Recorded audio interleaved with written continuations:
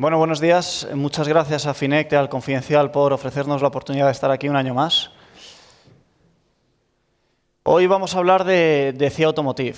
Es una compañía que la verdad es que nos encanta y creemos que es muy interesante verla en este determinado momento con todas las vicisitudes que está sufriendo el sector, ¿no? Hay muchas preocupaciones en el sector. Ahora mismo todos los OEMs, que vendrían a ser los ensambladores, los Toyota, Volkswagen, los que les entregan a ustedes el coche, tienen muchas cosas en qué pensar, entre el coche eléctrico, autónomo, etcétera, ¿no? Están alocando muchísimo dinero a todas las tecnologías que van a venir a futuro para todo ese coche conectado eléctrico. De hecho, dentro de unos años, hasta un tercio del vehículo va a ser solamente software. Entonces, lo que se preguntan todas estas marcas es realmente quién va a ser en el futuro el OEM. Porque, claro, todo esto está dando una vuelta muy grande, ¿no? ¿Va a ser Daimler y Volkswagen como hasta ahora? ¿Va a ser Tesla? ¿O va a ser Apple o Dyson, el fabricante de aspiradoras, ¿no? Que por lo visto se quiere también meter a hacer automóviles? Bueno, pues por el lado contrario tenemos en la parte baja de esta pirámide, que es como nosotros nos imaginamos el sector, tenemos los Tier 1, Tier 2, Tier 3, que no son otra cosa sino los fabricantes de piezas. Mientras que los OEMs están destinando cantidades ingentes de dinero para adaptarse a esas nuevas tecnologías, lo que están haciendo es dejar de lado esos procesos que para ellos tienen un menor valor añadido, ¿no? Y de esta manera lo que están consiguiendo es que haya una demanda constante y bastante fiable de pedidos para estos autopartes. CIA Automotive sería un Tier 1, 1,5, porque estaría vendiendo tanto al OEM como a los Tier 1, ¿no? De tal manera que tendría una diversificación bastante alta. Por lo que podemos decir que realmente hay muchos temores en el mercado, pero el crecimiento de fondo creemos que va a seguir ahí, ¿no? Como ha sido durante todos estos años de la mano de economías emergentes. En este mapa podemos ver un poco el potencial por población, por segmento poblacional que tienen los principales países del mundo, ¿no? Y vemos que los que van a tirar, los que tienen potencial realmente a futuro son la India, Brasil, Chile, China, etcétera, ¿no? Entonces, podemos decir, ¿qué es lo que va a pasar con el coche conectado, autónomo, etcétera, y estos países? Bueno, pues lo que hacemos es proyectar lo que pasó en Europa hace unos años, ¿no? En los últimos 40 años el coche, el coste por kilómetro viajado ha caído muchísimo. Esto ha abierto a la mayoría de europeos la posibilidad de tener un coche y hoy día el 70% de los viajes se hace en automóvil, ¿no? Esto creemos que va a ser así. Y no lo va a cambiar el coche conectado, ¿no? Aquí lo veríamos parecido. Aquí lo que vemos es simplemente que la producción global ha crecido de la mano sobre todo de países emergentes, países asiáticos, y realmente lo que estamos viendo es que percibimos que 2018-2019 está siendo un bache en el camino, pero que realmente el potencial sigue ahí, ¿no? Entonces, teniendo en cuenta estas perspectivas, podemos decir, bueno, ¿cómo se adapta CIA a esas perspectivas? Pues tenemos que aludir a cómo es el sector y cómo es CIA Automotive. Bueno, pues el sector ahí lo tenemos. El sector son compañías pequeñas, son compañías familiares, locales. Generalmente suelen ser monoproducto o muy enfocadas a un determinado producto y muy enfocadas a un determinado cliente. CIA Automotive tiene una visión completamente distinta. Es una compañía de un cierto tamaño, con una gestión muy profesional, que ha integrado más de 70 compañías en las últimas décadas, localizada a nivel global, lo cual le permite viajar con sus clientes. Es multidisciplinar en cuanto a tecnología y también tiene una diversificación de clientes tremenda, ¿no? Todo esto, al final, es el modelo de CIA Automotive, ¿no? Diversificación, disciplina financiera y un equipo directivo realmente muy enfocado a futuro. La diversificación es vital y vamos a empezar por la diversificación geográfica. Ellos producen en todas las regiones y últimamente tiene el foco sobre todo puesto en China y en la India con las últimas compras, lo cual tiene muchísimo sentido por el potencial estratégico que tiene esto a futuro. También tiene mucho sentido por el tema de los aranceles. Si tú solamente produces en una región y te ponen un arancel, pues más que probablemente vas a tener un problema, mientras que CIA Automotive lo que hace es producir en todas las regiones y las piezas no viajan. Ellos se proveen en un 90% de proveedores locales y las suministran también en ese territorio. Con lo cual, ahí tienes un beneficio muy grande ante los aranceles. Y luego, además, esto te abre muchas oportunidades porque las empresas locales y familiares generalmente no son capaces de tener el músculo financiero suficiente para viajar con el OEM, con el cliente. De tal manera que a medida que va avanzando el proceso deslocalizador, que vemos que ha sido importantísimo todos estos años y que sigue siéndolo, esto abre más oportunidades para compañías como CIA Automotive. La diversificación tecnológica es vital. Aquí tenemos dos frases, ¿no? La primera sería que el cambio no es algo nuevo, ¿vale? No es algo nuevo del coche eléctrico, autónomo, etcétera, sino que es algo que ya viene pasando muchísimo, los motores se han hecho mucho más pequeños, las amortiguaciones han cambiado y realmente si tú estás enfocada a una tecnología tienes un problema porque asumes mucho riesgo, porque el cambio al final es algo constante. Y si la tecnología va por unos derroteros que no son los tuyos, por ejemplo, si fabricabas carburadores, pues realmente tienes un problema grave, ¿no? Y además esto te proporciona una ganancia de contratos bastante notable, ¿no? Al final, un coche no es más que un puzzle de 15.000 piezas en el que si tú eres capaz de ofrecer a tu cliente el ser capaz de hacer esas piezas en distintos materiales, lo que le estás proponiendo al cliente es una mayor gama de productos y eso en el largo plazo seguro que te genera ganancia de contratos. En cuanto a la diversificación por cliente, es vital, ¿no?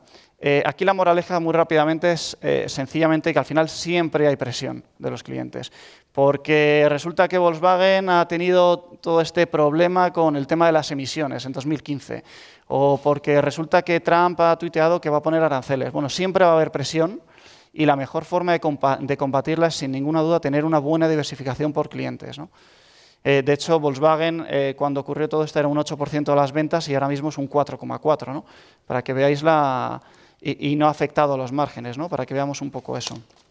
En cuanto a los aranceles, podríamos hablar muchísimo. Podríamos decir que por mucho que se comente entre la guerra comercial entre China y Estados Unidos, solamente hay un intercambio de 400.000 vehículos de los 95 millones que se producen cada año, ¿no? Podríamos decir muchas cosas. Lo que nos llegó a preocupar en un momento dado fue los aranceles con México. Llegamos a la conclusión de que las cosas no son tan fáciles de cambiar. Trump puede tuitear muy rápido, puede hacer muchas declaraciones, pero la realidad es que esta industria lo que hace es alocar miles de millones en inversión productivas en una determinada región y eso no lo hace solamente en base al tuit de Trump, lo hace en base a muchísimos factores, lo hace en base a costes laborales, lo hace en base a acuerdos comerciales y, por ejemplo, el tema de México, lo que pasa es que ha hecho los deberes, ¿no? Y vemos cómo ha firmado un montón de acuerdos comerciales y lo que ha conseguido es que la mayoría de los ahorros que consigue un ensamblador trabajando allí no viene de la mano de obra, sino que viene realmente de esos acuerdos comerciales, de esos ahorros tarifarios, con lo cual creo que la moraleja es bastante interesante, ¿no? Y toda esta diversificación, disciplina financiera y equipo directivo al final acaba redundando generalmente en mejores márgenes que la competencia, ¿no? Y lo que decimos que queda mucho por hacer, sobre todo en aquellas regiones en las que está poniendo CIE Automotive realmente el foco, ¿no? Y también la diversificación, disciplina financiera y el equipo directivo lo que te lleva a esa ganancia de cuota de mercado. A la izquierda ahí tienen lo que es el sector. Durante los últimos 6 meses, y no andaremos muy lejos, realmente creo que hemos tenido como una media de 2 profit warning a la semana en el sector. 2 profit warning semanales, con una caída de la producción de en torno al 1% y una caída de las ventas del 0,5%. A la derecha tenéis CIE Automotive. Lo que ha hecho ha sido crecer orgánicamente un 10,1%. Bueno, nosotros decimos internamente que hay gente que ha aprovechado para sacar un poco la basura, ¿no? Nos cuesta ver que tú hagas un profit warning, que en el titular aparezca guerra comercial y luego aparezca un listado de 20 cosas. Bueno, ahí vemos un poco lo que es CIE Automotive y lo que es la normalidad dentro de la industria y dentro del sector, ¿no? Que creo que se pueden hacer las cosas mucho mejor, como ha demostrado esta compañía. Y lo que vemos es que, al fin, pues, el entorno actual está marcando unos puntos de entrada muy buenos, ¿no? Estamos hablando de una compañía industrial con el foco puesto en la generación de caja, que te está cotizando por debajo de las 7 veces EV/EBITDA, una generación de caja a EV de más del 8%, a un PER de en torno a 10 veces, un ROCE de más del 18%, una conversión de caja altísima desde el EBITDA. Pues la verdad es que podemos tener una visión complicada del futuro, ¿no? Una visión de incertidumbre. Y lo que creo que debemos hacer como gestores es intentar meter en cartera aquellas compañías que nos dan justo lo contrario, certidumbre.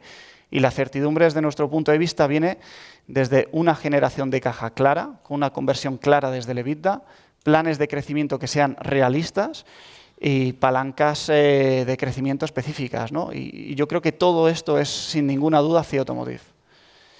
Y esto sería todo. Gracias.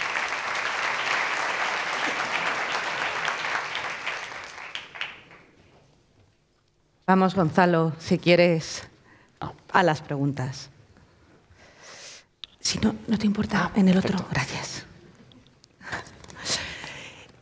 Hay dos que van en la misma dirección y que además van a abrir un debate respecto a las ideas de este encuentro, que es ¿por qué elegir a CIE respecto a Gestamp? U otra manera de hacer la misma pregunta, ¿qué valor añadido ofrece CIE frente a Gestamp? Porque ha salido Gestamp, no, es que no estaba.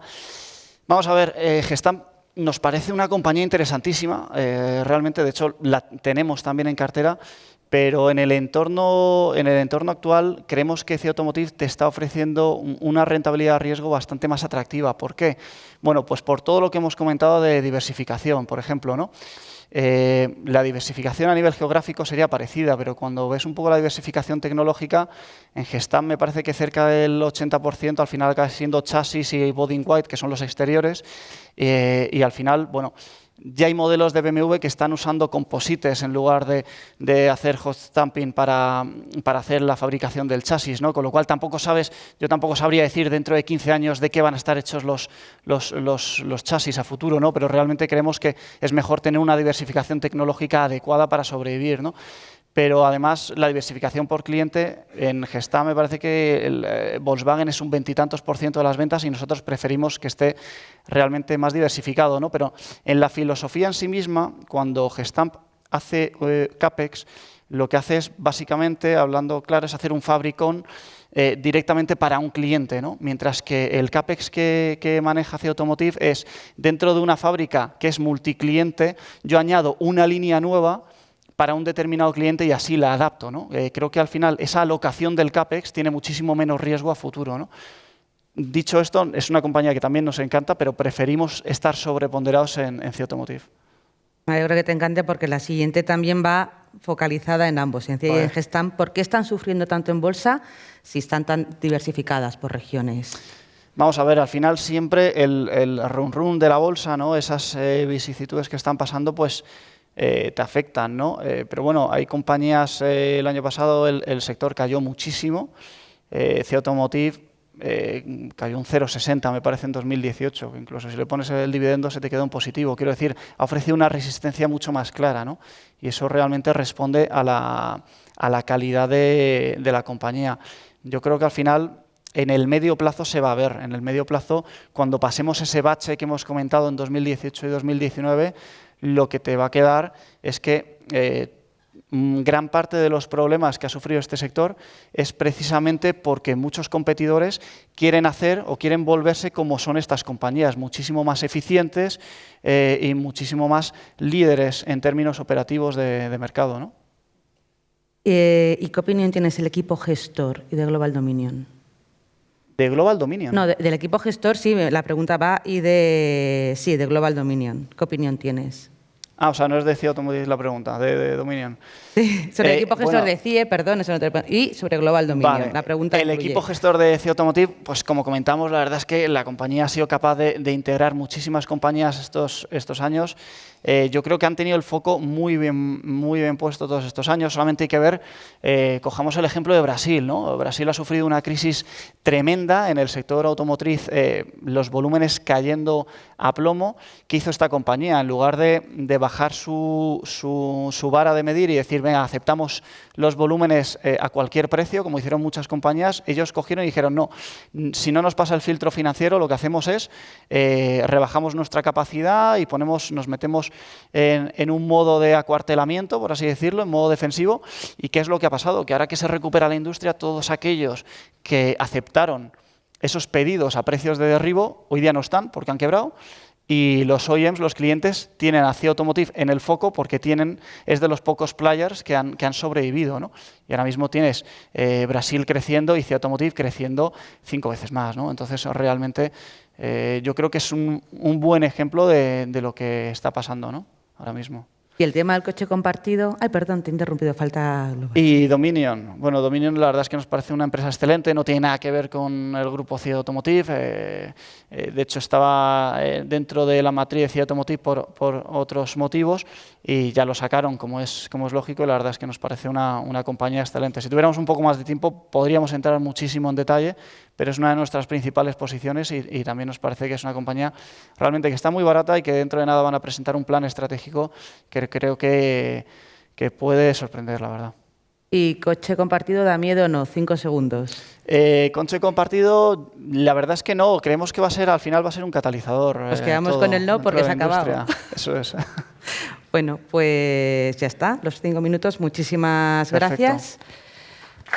Gracias.